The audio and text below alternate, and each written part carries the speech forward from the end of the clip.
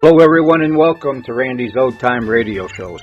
Here you can listen to your favorite mystery, suspense, intrigue, or comedy shows. You'll also find shows you thought were lost to time and shows you never even heard of. You just might find a new favorite. If you appreciate my efforts to bring you these shows, please consider leaving a comment, giving a thumbs up, and if you really enjoy these shows, please consider supporting the channel. Now sit back, close your eyes, and enjoy another Old Time Radio Show.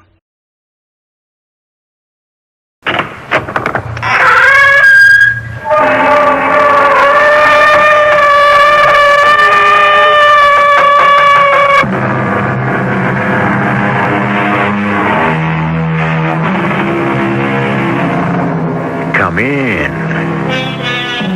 Welcome. I'm E.G. Marshall. One of the least rewarding, most demanding, fruitless, pointless exercises in human emotions is revenge. Too often the avenger becomes the victim.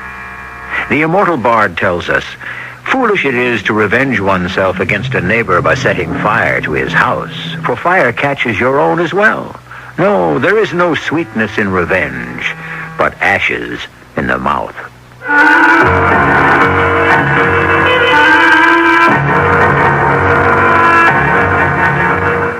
Our mystery drama, Masks, based on a classic by Richard Marsh, is written especially for the Mystery Theater by Gerald Keane and stars John Beal.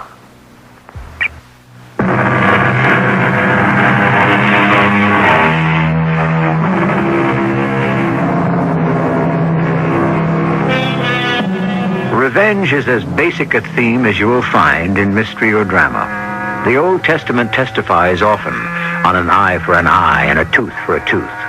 The great tragedies of the theater tell us that Othello lost his wife, Shylock his daughter, and Hamlet his life in that wild chase after justice.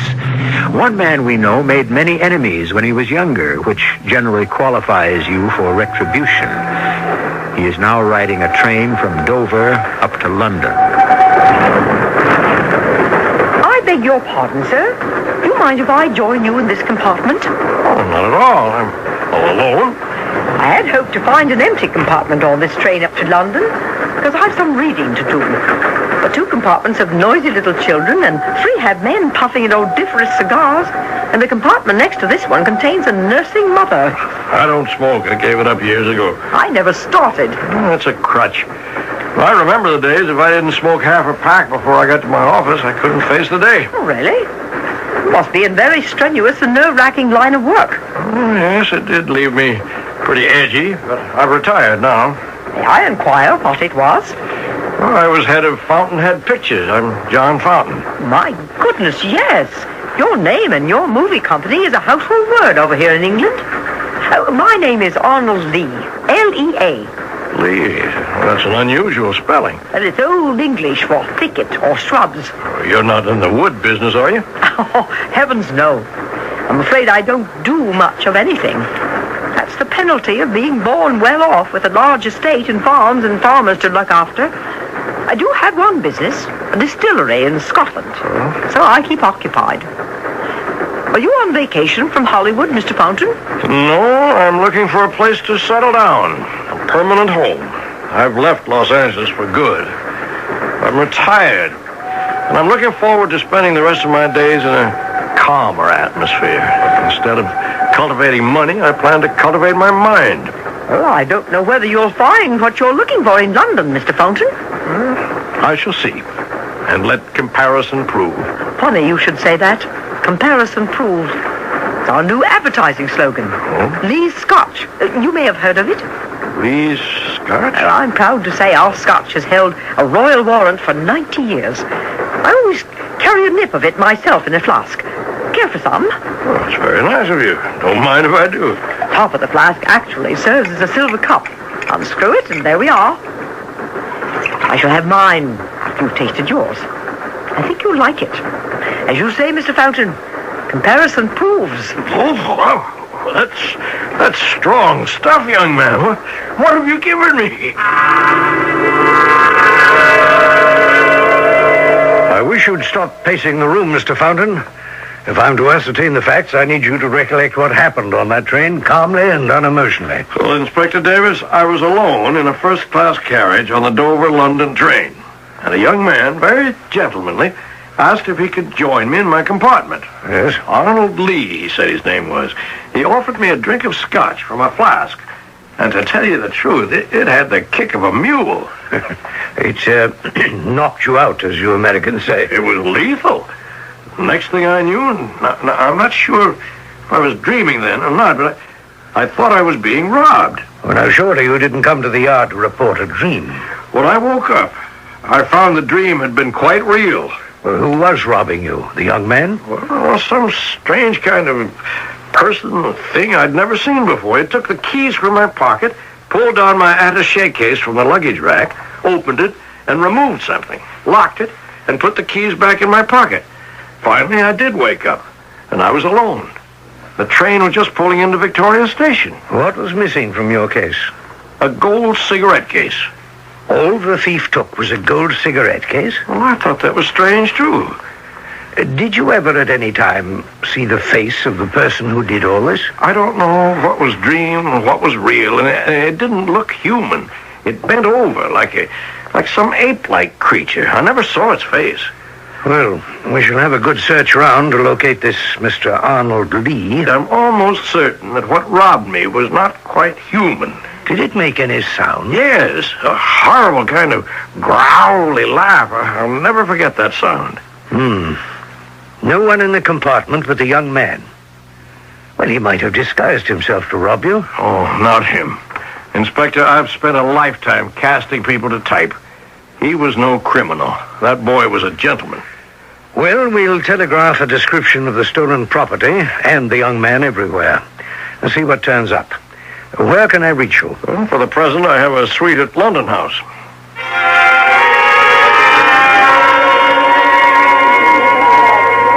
Excuse me, madam. How long have you been waiting for the elevators? Oh, 2 or 3 minutes. You mean 2 or 3 minutes before I came into the lobby? At least. Perhaps more. I'm half a mind to go to the desk and complain. Everything's a little slower in England.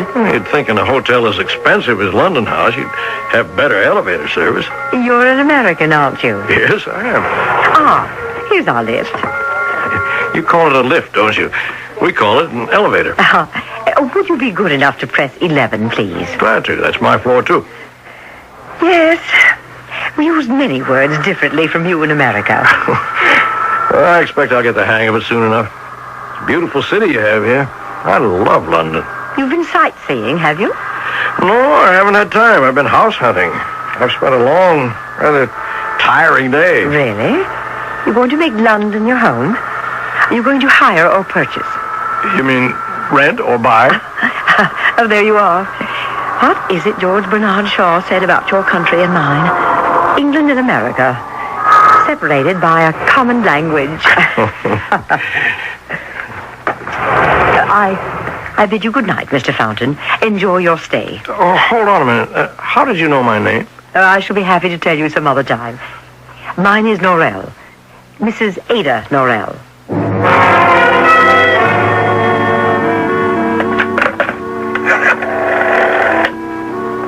Hello, room service? This is John Fountain. Where's my dinner? I ordered it almost an hour ago. Hold on. There's a knock on the door, probably the waiter. He certainly took his own sweet time. If this food is cold, I warn you, I'm sending him right back downstairs. Well, there's no one here. Where's my dinner? What is this? Hey, you! You down there in the hall. Say, aren't you that young fellow who was in my train compartment? Hey, come back here. Son of a gun. That's him.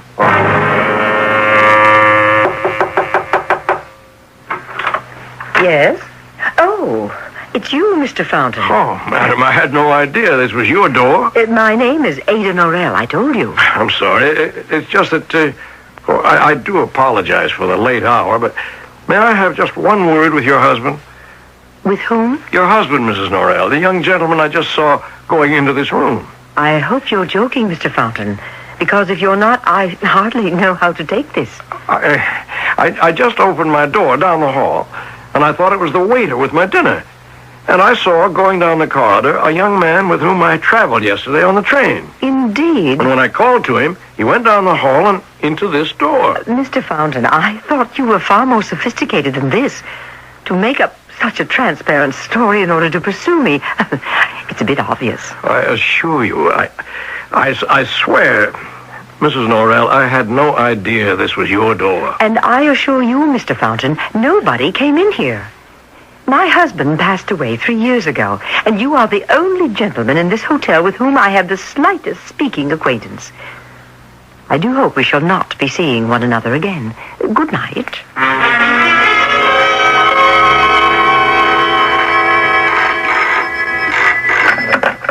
Yes? Hello? Who is it? Mr. Fountain? Yes? Who's this? This is Inspector Davis, Scotland Yard. Oh. I'm downstairs in the lobby. Sorry to stop by so early in the morning, but I have some information I'd like you to verify. May I come up? Inspector, I wonder if you'd mind waiting for a few minutes. I just got up. What time is it? After 9, Mr. Fountain. Good heavens, I had such a terrible, sleepless night. I'll take a quick shower and get some clothes on. Will you come up in, say, 10 minutes? I shall. I'm sorry to hear you had a bad night. I thought when I came to England that the pressure and the strain in my life would disappear, but I have to tell you, Inspector Davis, I don't know. I haven't felt so dog-tired and washed up since I was in the middle of production in Hollywood. I thought those days were hard on me, but the past 2 days, I don't really like this. I've been subjected to some pretty strange goings-on. Would you mind telling me exactly what? Well, yesterday evening, I saw that young man who rode to London with me on the train, the one who gave me that drink. Oh, yes. Arnold Lee. You saw him? Yes, right on this floor, no less. He knocked on my door. I'm sure he did. And then ran down the hall and into the room of a lady I met here, a guest in the hotel. There's something going on, some kind of a game or something. She said he never went in there. This lady, is she a friend of yours? No, I just met her. She's extremely beautiful, a widow, and surprisingly, she knew my name.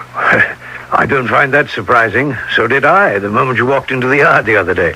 You knew me? My dear Mr. Fountain, your name as a movie producer is extremely well known. We in the British Isles are devotees of the flicks.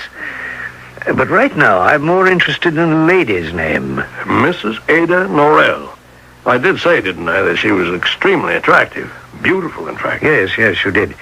Well, this Mrs. Norrell has nothing to do with my visit this morning. Well, you're on to something already? Have you located my cigarette case and that creature? We're not quite sure.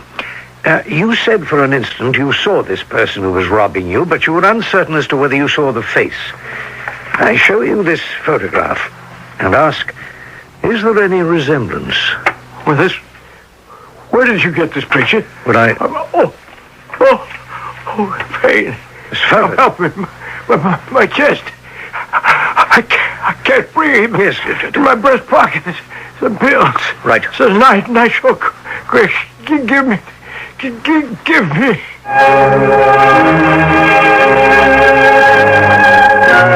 A heart attack. A nitroglycerin pill to alleviate the pain.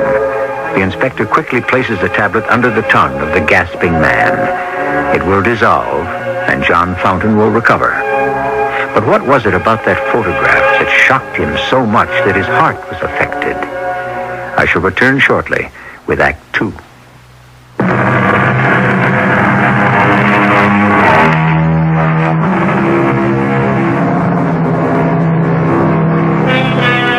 As with so many dramatic presentations on Mystery Theater, there's always more to the evidence than meets the eye.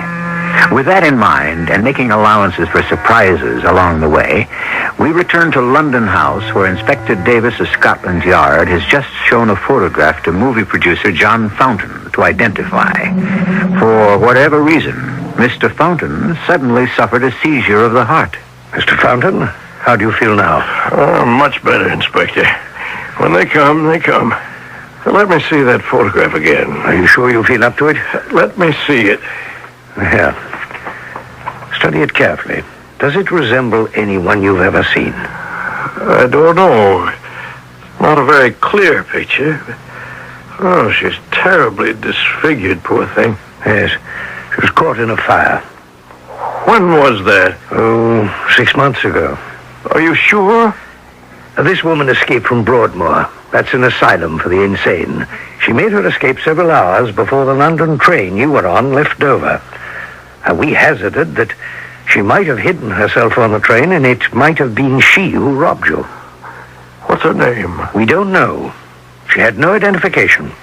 We call her Mrs. X. Why was she in Broadmoor? She'd set fire to one of the smaller movie houses in London. It was at night. She was the only one there. You're not saying that there's some connection with me because I used to be in the motion picture business, are you? Well, I'm not saying it's unconnected. Was there some particular movie being shown? Where was the fire? Well, she managed to get into the projection room. Tried to set fire to the film, but it wouldn't ignite. And then she went down into the lobby and lit a match to the drapes. They'd not been fireproofed. They were showing a revival of old movies that week. What movies? Yours, Mr. Fountain. What? A festival of the best of the Fountainhead pictures.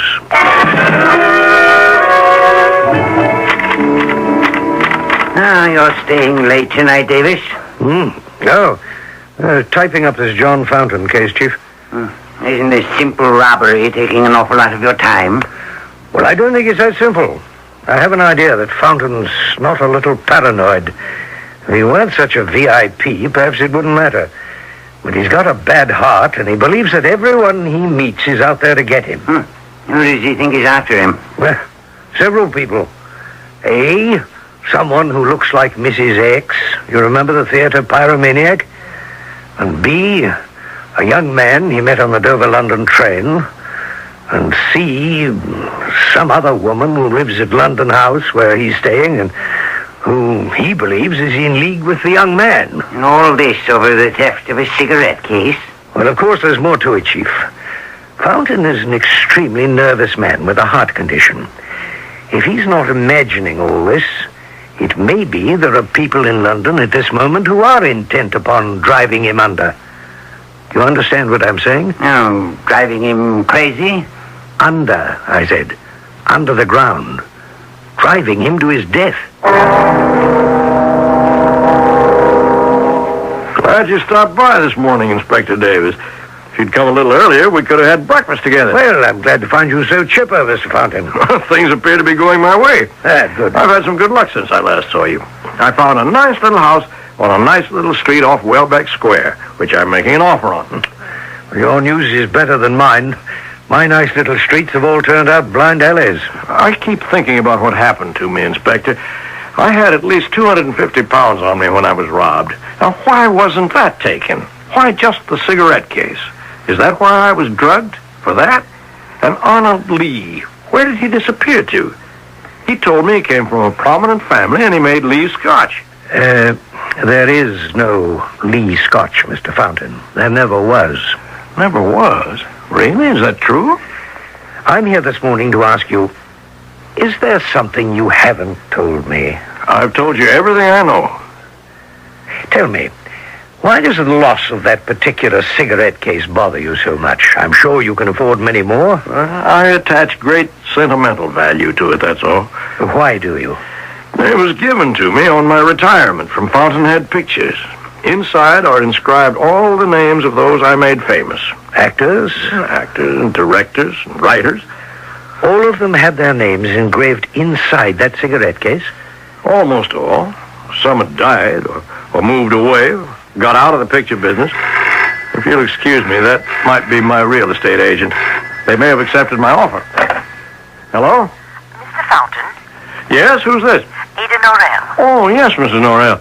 Are you still here at London House? I haven't seen you recently. I had a visit from Inspector Davis of Scotland Yard. You did? It was rather annoying. He questioned me about a young man you said you saw going into my room. Now, I don't know why you keep insisting on this, Mr. Fountain, but I can tell you I was very angry indeed. I am sorry, Mrs. Norrell. How can I make it up to you? Well, at least you sound contrite. I am. I'll do anything so you'll forgive me. How about dinner tonight? And the theater afterwards, huh? No, that doesn't intrigue me. you'd like to accompany me on a visit to the Tower of London this afternoon, I suppose I could forgive you. The Tower of London? Oh, yes, I've never been there. Good enough.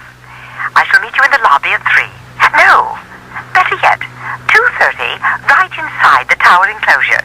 Goodbye. I'll be there. Mrs. Norrell, Inspector. She didn't like your questions. Oh, really? She didn't seem to mind at the time. She is, by the way, as extraordinarily beautiful as you told me. That woman. Had I met her 10 years ago, I could have made her into one of the biggest stars ever to hit Hollywood. Mm-hmm. She's got something. Not only an unusual and photogenic face, but a lovely manner. Yes, I could have made a big star of her. What did Mrs. Norrell call you about? To join her sightseeing. I said I would. Well, if she upsets you that much, why do it? I don't know how to analyze it, but for some reason I'm drawn to that woman. A certain charisma, maybe. It's what we always look for in a movie actor. It has nothing to do with acting talent. Don't ask me why. I hardly know her, but she has that quality. Yes, all right. So long as it distracts you. Where are you going? The Tower of London. Be careful. Don't get locked up in the dungeon.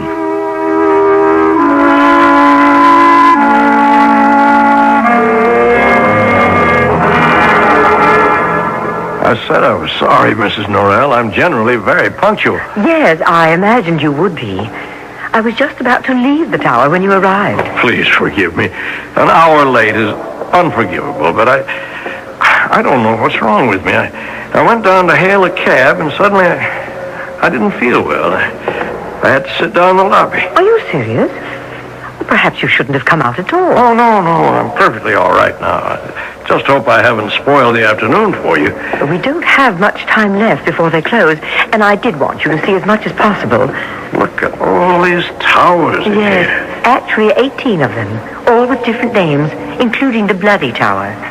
They say it was originally built by the Romans to honor Julius Caesar. It's that old. I like that. A country that respects its age and its old customs. No, some of those old customs aren't that respectable. A lot of hanging and spilling blood right where you're walking. Really? Now, follow me down this spiral staircase to the dungeon. The first room we come to is where the rack was. People were pulled apart for their crimes. What are those bells? Oh, that's the curfew. That means closing up time. Probably why we're the only ones down here. Well, what's that room behind this iron door? Oh, that's where the 2 little princes were kept before they were murdered. Well, let's pull the door open and have a look. It's heavy. Oh. I'll squeeze through here and have a look. Oh, there's so much more to see. It's a pity. I'll tell you what, Mr. Fountain. Suppose I go and find one of the yeomen and ask his permission for us to stay on a while after closing. And don't go away now. Hey, the cell door's shut. Mrs. Norrell? Mrs. Norrell! Mrs. Norrell, is that you? Can you open the door and let me out? Oh, no, not you. Go away from me. Get away. Get away from here. Help me. Help me.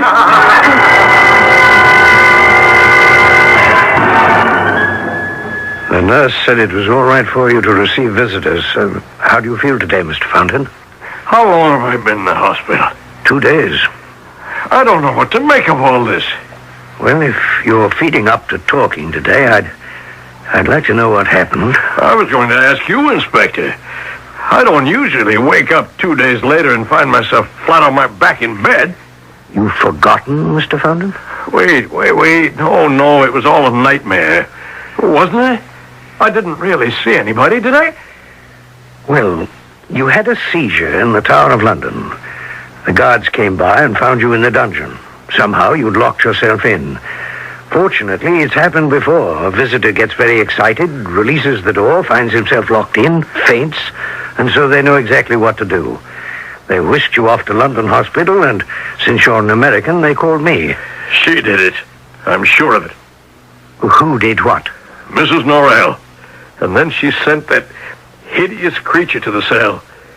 She came up to the door and laughed at me. Can you be more detailed? Well, the door to the dungeon has a little window cut into it. I was calling for help. Then all of a sudden, this demented face appeared in that little window and laughed at me. Had you ever seen this person before? I don't know. Was she the creature that robbed you on the train? I don't know. Don't ask me. Mr. Fountain, in that dungeon in the Tower of London, you were heard to say, you, go away from me, get away. It sounded as if you knew who it was. Now, who was it? I tell you, I don't know. Mr. Fountain, we can't help you if you don't help us. Now, bear in mind, the Yard has taken everything at face value. There have been no confirming witnesses. It's all your story. There are those at headquarters who have definite doubts that you ever had a cigarette case, or that it was stolen, or that you were drugged by a young man on a train. Why would I say all those things if they weren't true? It was that mad woman, the one you call Mrs. X. And do you know her? Mr. Fountain, answer me. Yes, I did know her. But so help me God, I had nothing to do with it. I tried to help. Why, after all these years, does she come back into my life to make me remember? I don't think my heart can stand much more of this. I mean it. I won't be responsible if I ever see her again.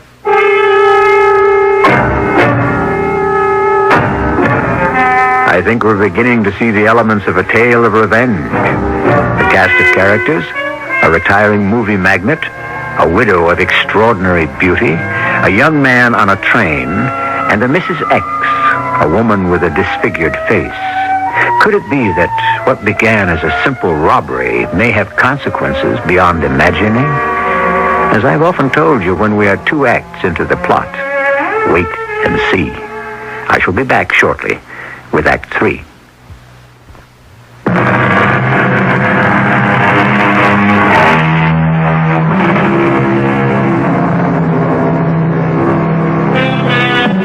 Act 3 it is. That act in which the evidence is assessed, problems solved, and the villains get their comeuppance. But what if your story has no villains, no heroes? Yet the mystery of what has been going on is as puzzling as ever, which is precisely the situation that faces Scotland Yard. We're closing the case, Davis. We've spent far too many hours chasing a will-o'-the-wisp. Yes, and he's not a well man, Chief McGon. That may be, but it's not our concern. I've got something for you more immediate. A certain Ralph Glass arrives at Heathrow on the noon flight. I'd like you to interview him, find out why he's in England. What are the leads, sir? Do you remember the Mrs. X case, the woman who escaped from Broadmoor? Certainly. I was hoping she was connected with a fountain robbery. The incredible part of that case is the woman's completely dropped out of sight. Unbelievable. Here she is, presumably with no money, escaped from incarceration. How's she existing? What has she got to do with Glass? Well, it's a tenuous lead, but we've got to go with it. When we examined your room at Broadmoor, we found some doodling in a corner on the windowsill. You know how people will scratch away with a pencil while they're thinking? Well, she hadn't been permitted a pencil. Naturally, anything sharp was kept from her. Just the same, there on the sill were scratches. 2 words. Ralph Glass. Why did she write that name? That's your assignment, Davis. You checked the incoming airlines, huh? The name came out of the computer. 12 o'clock. Up to it. Heathrow. Who is it? Mrs. Morel. What do you want? To see you. How are you? All right. Come on in. Thank you. We can talk in the sitting room part of the suite. I was just writing a letter. I'll sit here by the window, John. I'm going to call you John. And if you care to, you may call me Ada. What do you want to see me about? You're angry at me, aren't you? Somehow you're thinking it was my fault, you getting locked up in the Tower of London. Ada, you have me at a disadvantage. I've told you before, you're a very attractive woman. And if I'd met you years ago, you might have become a movie star at my studio. Not everyone wants to be a movie star, John. But I shall take it as a compliment. Now, I'm going to tell you something. When I came back to the dungeon that day to find out you'd fainted and been taken away to the hospital, I was beside myself. Nobody would tell me which hospital.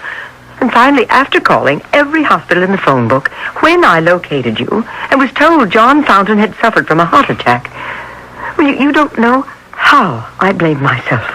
Well, I don't know what to say. I guess I'm very surprised. So we've made up, have we? Well, sure we are. Are you dining in the hotel alone tonight? Well, I don't know that I feel up to going out or even into the dining room. Suppose I order a light dinner for the both of us and have it brought up to my room. After all, you won't have to walk far. I'm just down the hall. Okay, Ada. That's very nice of you. And forgive me for, well, I don't know what. You're forgiven. I'll see you at 7 then. Are you Ralph Glass? Yes, I am. I was told by Customs to come into this office. Yes. I'm Inspector Davis, Alien Division, Scotland Yard. Oh? May I see your passport, please, sir? Yeah. Is there an address where you can be reached? Well, I'll be staying at the London house. I note you list your occupation as makeup man. You're not planning to conduct any business of that nature while you're here, are you? No, not at all. I do makeup for the movies. I haven't come here to work. Are those your bags the porter's just brought in? Oh, yes they are. Just put them down there, will you please, porter? Thank you, you may go. Mr. Glass, would you mind opening your luggage? Well, not at all. Do you think I'm smuggling in something? The smaller suitcase first, please. What are these, Mr. Glass? Those are facial masks. What are they made of? Oh, very thin, painted latex. An invention of mine. I see. What do you do with them? Well, when an actor has to play an older person or a disfigured person, we use these masks instead of makeup. You see, it's very pliable. Your own skin can breathe through them, and they're as lifelike as a human hand can make them. Indeed. Hold this one up. Extraordinary. I do believe it resembles a lady I interviewed quite recently. Oh? I would say this is no ordinary character makeup. These masks are works of art. I've been waiting an hour. Did your plane get in late, Ralph? I had a run-in with the British Customs, and then an interview with Scotland Yard. What did they want? I don't know what he was after. I had to open my suitcases. Probably drugs. You? Smuggling drugs? That's a spot check. Every so many passengers, tag, you're it. Now, what is it you want from me? Now, that's a nice way for a brother to talk. Well, I didn't fly 3,000 miles for chit-chat and compliments, Lorna. Is he here? Yes. Right down the hall, in fact. Are you sure you want to go through with this? I haven't waited 10 years for nothing. What did you bring? A couple of extras. And the new one of Lorna Dale. I'll show you. Get the suitcase onto the bed. There. Here's a spare mask of Ada Norrell. Good. The one I'm wearing is getting a little cracked around the mouth lines. I brought along a duplicate of Arnold Lee, in case you needed that mask. Yes. There'll be one final performance from Arnold. And here's what I've spent most of my time on. The mask of Lorna Dale. Let me look at it. Lorna Dale. Oh, is this what I used to look like? I almost don't remember. Dearest sister, you were very beautiful. Oh. I worked from the early stills in my memory. I could never forget the way you looked before the accident. Ralph, these masks are wonderful. But I need your personal help. I want you to stand by me. He's coming here at 7 o'clock. John Fountain? Yes. I told you he's staying just down the hall.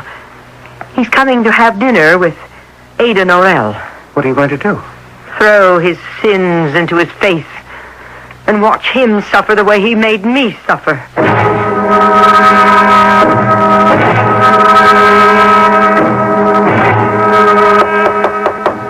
Who is it? It's me, Ada. John Fountain. Oh, come in, John. I'm just finishing dressing. Where are you, Ada? I'm in the bedroom. Be out in a minute. Fix yourself a drink.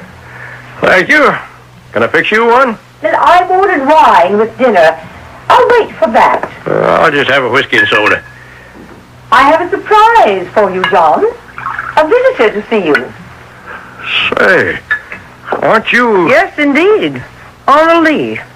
How do you do, Mr. Fountain? What is all this? Do you remember your gold cigarette case, Mr. Fountain? I have it. Not so fast. Don't be grabby. I'll read you the inscription. With affection and respect to the founder of Fountainhead Pictures. And it's signed by all those nice people you put on the map. All but one. Who is that, Mr. Fountain? I thought you stole it. Give me that. Oh, sorry, I dropped it. Oh, how careless of me. I squashed it flat by stepping on it. Goodbye. I have to go now because there's someone else who wants to say hello. Ralph, your old boss, John Fountain, is here. Come on out to the bedroom. Hello, John. Remember me? Ralph Glass? Well, of course I do, Ralph. You were in makeup. What are you doing in London? Lorna asked me to come say hello. Said there'd be a reunion. Lorna? Yes, Lorna Dale, my sister. The most beautiful girl in the lot. Don't you remember her? Oh, sure. How is she? Don't you know? She was in the cabin up at Arrowhead with you when it caught fire and you ran out. You saved yourself, remember? It wasn't my fault. The kerosene stove just tipped over. It wasn't your fault that you got out without a scratch? And Lorna was so badly burned they could never fix her face again? Not your fault? Why are you doing this to me? I've left Hollywood. Why are you over here to tell me this? I know, John. You're trying very hard to escape, but things keep happening to you, don't they? How would you like to see Lorna Dale right now? Oh, no, please. Yeah, you have no choice. Lorna, would you come in, please? Hello, John. Long time no see. Oh, Lorna. Oh, you're beautiful. You haven't changed at all in all these years. Remarkable, isn't it? Considering what my face looked like after the fire. I had no idea plastic surgery could be so restorative. I don't believe it, Lorna. Not a mark on my face, is there? Look closely, John. Fantastic, no? Now, I want you to keep looking. Ralph, help me off with this, will you? Now, look, John. Does this face of Lorna Dale look more familiar to you? Or did you prefer the mask of Lorna Dale? Oh, no.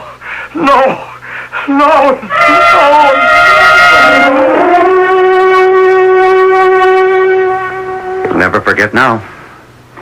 You'll never be the same. There's just one more scene to play, Ralph. Is that why you're wearing your Ada Norell mask? It's the one a certain gentleman knows me by. I telephoned him before to ask him up. Do I know it? If you don't, you will in 10 seconds. Inspector Davis, it was good of you to stop by so late at night. The yard doesn't keep hours, Mrs. Norrell. This is my brother, Ralph Glass. Oh, yes, we met. But I didn't know you were related. I asked you here to confess to setting a fire, escaping from an asylum, engineering a robbery, and almost, but not quite, worrying a man to death. Inspector, did you ever hear of a motion picture actress called Lorna Dale? I certainly did. I had a crush on her all through school. What happened to her? She and the studio head were caught in a fire in a mountain cabin years ago. Did she die? Only her face. Inspector, I want you to write 3 names down on a piece of paper. Go ahead. Arnold Lee, Ada Norell, and Lorna Dale.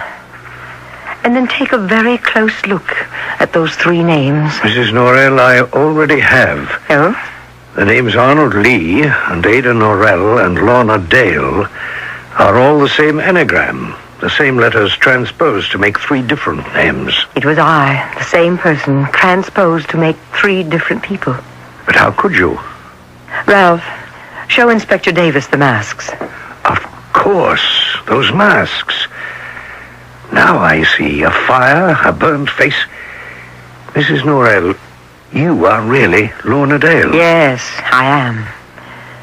I hope you will let me pay for the damages to the theater and for escaping from the madhouse. I am not crazy.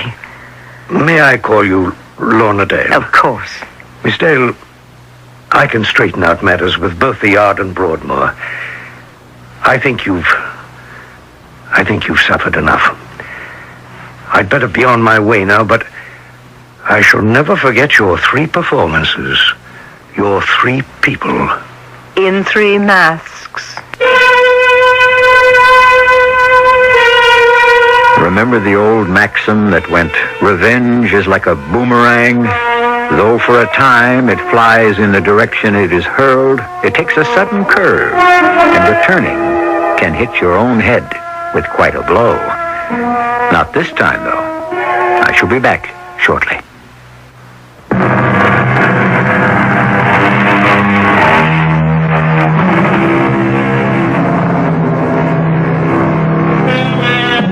Rather than leaving you believing that revenge is sweet, or that I endorse revenge in any shape or form, let me say that the best manner of avenging ourselves is not by resembling him who has injured us. Yet, men are not gods, and often it is indeed difficult to turn the other cheek. Our cast included John Beal, Court Benson, Joan Shay, and Ray Owens. The entire production was under the direction of Hyman Brown. Hello everyone, Randy here. I hope you enjoyed that episode. These old-time radio shows take a lot of time and effort to clean up and convert, so you can enjoy them again. If you appreciate the work I do and want to help keep these classics alive, please consider donating to support this channel. You can find the links in the description below, and for those of you who have already donated, I really do appreciate your kindness. Thanks so much for listening, and I'll see you on the next episode here on Randy's Old Time Radio Shows.